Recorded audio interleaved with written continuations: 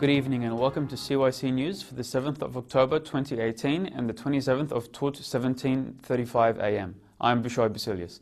In today's headlines, Saudi critic missing after entering Istanbul consulate. Dozens killed in an attack on Iranian military parade. UNRWA pulls staff from Gaza amid threats. Iraq names new prime minister, ending months of uncertainty. Iran missiles in Syria land within kilometres of US troops. Donald Trump's flip-flop on two-state solution won't solve Israeli-Palestinian conflict. Denis Mukwege and Nadia Murad win 2018 Nobel Peace Prize. Australia set to eliminate cervical cancer by 2028. And Cristiano Ronaldo left out of Portugal's squad for upcoming friendlies.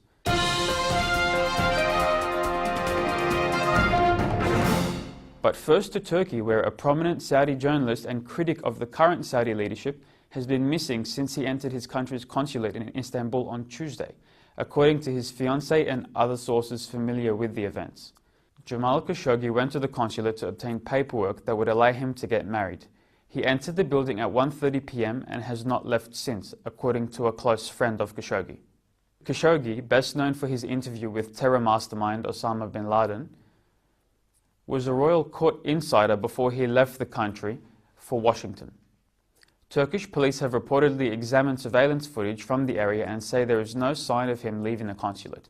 His fiancée, who asked not to be named, said she has been outside the consulate since he entered the building, saying, "I do not know if Jamal is inside. I want to know where Jamal is. Did they detain him? Did they kidnap him? Is he imprisoned? What is he eating? What is he drinking? Does he deserve this? He is not a terrorist. He is an analyst and a journalist."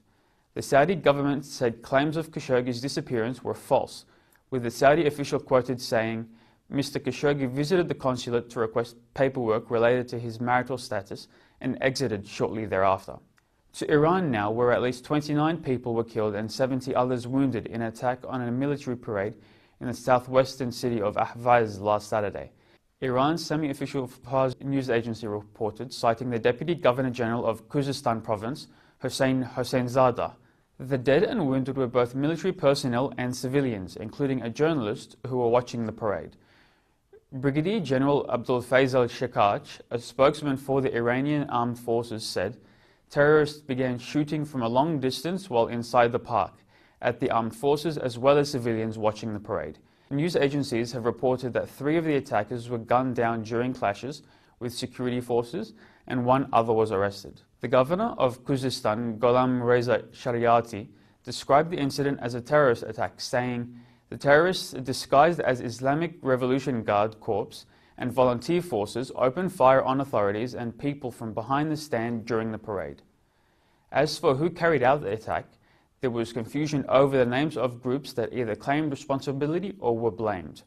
According to the Islamic Republic news agency, the separatist group Patriotic Arab Democratic Movement in Ahvaz claimed responsibility for the attack. However, the group later rejected these claims. Over to Gaza now, where the United Nations agency responsible for looking after Palestinian refugees has pulled some of its international staff out of the region amid threats and ongoing protests against the agency, as it faces a multi-million-dollar shortfall. A statement from the UN Relief and Works Agency announcing the withdrawal said the decision was made to temporarily withdraw following a series of worrying security incidents affecting its personnel in the Strip. A car in Gaza with agency personnel was surrounded by an angry mob and stuck for an hour, according to UN official. No one was injured, but the incident prompted the agency to withdraw non-essential staff. 9 people were removed from Gaza and sent to work from the agency's office in Jerusalem, leaving behind a small number of international staff leadership, including the Director of Operations. The staff members who stayed have begun operating from an alternate location, according to one senior UN official. The withdrawal took place during the Jewish holiday of Sukkot, a time when the border crossing between Israel and Gaza is closed. The crossing was open especially to allow agency employees to leave. However, a spokesman for the civil administration in Israel's Ministry of Defense, which oversees the Palestinian territories, said the crossing was opened specifically to allow agency employees to leave. In a statement, the spokesman said the evacuation was carried out in light of the tension in the Strip that has been caused by UNRWA's financial crisis and out of fear for the safety of international workers. Iraq's newly elected president has appointed a 76-year-old economist and veteran Shiite politician as the country's new prime minister designate, ending months of political uncertainty following elections in May. Shortly after Iraqi lawmakers elected Kurdish politician Barham Saleh as president on Tuesday, he appointed Adil Abdel Mahdi as the country's next prime minister. The Iraqi president's role is largely ceremonial, with the prime minister holding most powers. The appointments and months of political wrangling following a disputed parliamentary election earlier this year. The new prime minister had previously served as vice president, finance minister, and oil minister under outgoing Prime Minister Haider al-Abadi. Al-Mahdi now has 30 days to form a cabinet and present it to the parliament for approval. Under the power-sharing system installed after the 2003 US-led invasion, Iraq has kept a tradition of naming a Kurdish president, a Shiite prime minister, and a Sunni speaker of parliament. Iranian missiles that targeted eastern Syria early last Monday came within 5 kilometers of US troops in the country, a US defense official has said. Iran launched 6 ballistic missiles into the Al-Bukamal district in Syria. State media citing Iran's Revolutionary Guard Corps said the attack targeted militants allegedly involved in the September 22 attack on the military parade. The official said US satellite surveillance last week had shown mobile missile launchers were moving into positions in Iran where missiles were fired from, adding the US is closely watching those launches and any potential movement. According to a report in the official Islamic Republic news agency, citing an IRGC statement, the missiles were launched from the city of Kermanshah. 7 military drones also fired missiles into eastern Syria. The missiles had "Death to America," "Death to Israel," and "Death to the House of Saud" written on them, according to Fars News, which also released video showing the launching of the missiles. The strikes hit the headquarters of Takfiri terrorists or Sunni extremists, according to the IRGC statement. The semi-official Fars news agency cited an unnamed Iranian commander vowing further attacks as revenge for the people of Ahvaz. Colonel Sean Ryan, the spokesperson for the US-led coalition against ISIS, confirmed the strike, but said no coalition forces were in danger. In a statement, Ryan said Iranian forces did conduct no-notice strikes last night, and we see open-source reports stating that they were targeting militants it blamed for the recent attack on an Iranian military parade in the Middle Euphrates River Valley. At this time, the coalition is still assessing if any damage occurred and no coalition forces were in danger. US President Donald Trump is taking a twin-track approach on one of his thorniest foreign policy issues, seesawing on his position on long-term peace between Israelis and Palestinians. When asked at a press conference last week during the UN General Assembly about what sort of peace deal he wants, a one-state or two-state deal where both Palestinians and Israelis have their own separate states, he equivocated, saying, "You know what? If they do a single, if they do a double, I'm okay with it. If they're both happy, we're both happy. I'm okay with either. I think the two-state is more likely." He has said words to this effect before, yet hours earlier he had said he preferred the two-state solution. It's not an insignificant flip-flop given that Israel's Prime Minister Benjamin Netanyahu has said that the two-state solution in the common understanding, a completely independent Palestinian state, is most definitely not on his radar. Netanyahu said, "What I'd like to see is that the Palestinians will have all the power to govern themselves, but none of the powers to threaten us."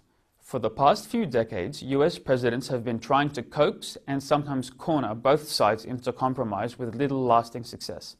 Palestinian Authority President Mahmoud Abbas has turned his back on Trump's tactics and refused to engage publicly with senior US officials. The 2018 Nobel Peace Prize has been awarded to Denis Mukwege and Nadia Murad for their efforts to end the use of sexual violence as a weapon of war and armed conflict. Mukwege, a gynecologist and surgeon, has long worked to treat thousands of women and girls affected by rape and sexual violence in the Democratic Republic of Congo. Murad is a Yazidi woman from the northern Iraqi town of Sinjar, who was held as a sex slave by ISIS. Berit Reiss-Andersen, chair of the Norwegian Nobel Committee, said both laureates have made a crucial contribution to focusing attention on and combating such war crimes. Murad becomes the 17th woman to win the Nobel Peace Prize and is its second youngest recipient after Malala Yousafzai. Murad's mother and 6 of her brothers and stepbrothers were executed, and she, along with other unmarried women, was taken as a sex slave and passed around various ISIS militants. There were 331 candidates for the 2018 Nobel Peace Prize, the second highest number ever. Among those nominees were Egypt's Coptic Christians, as a people, who were recognized in acknowledgement of their peaceful response and resilience in the wake of their persecution.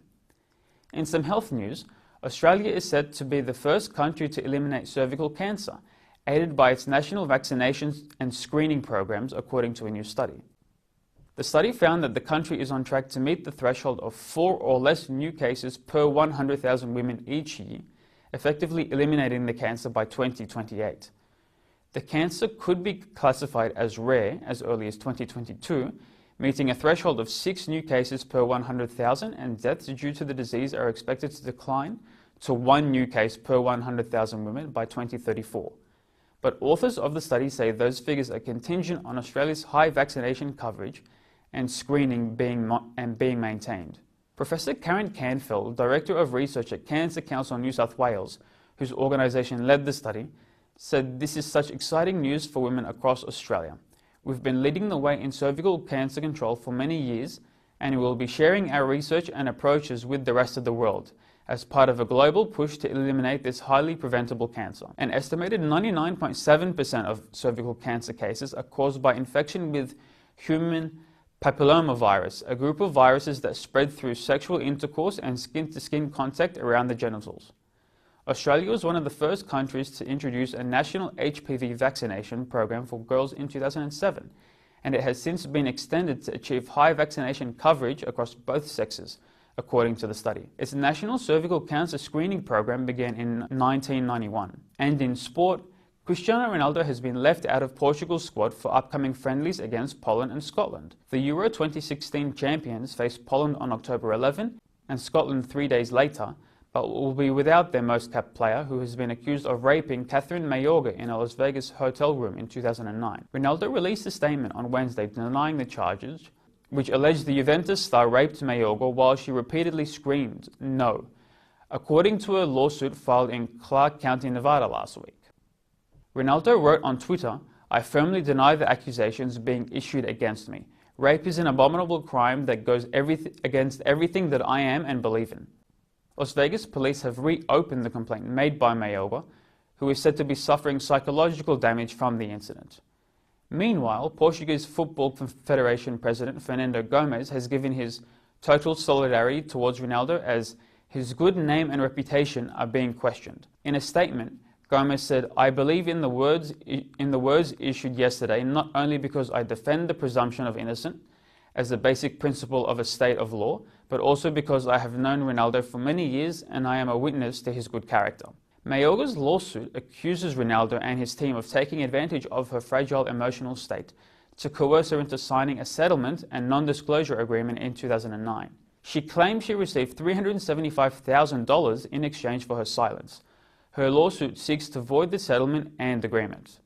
And that's all for CYC News. A reminder that you can watch this news bulletin again throughout the week on YouTube. I'm Bishoy Basilius from the CYC studios in Sydney, Australia. Have a good night.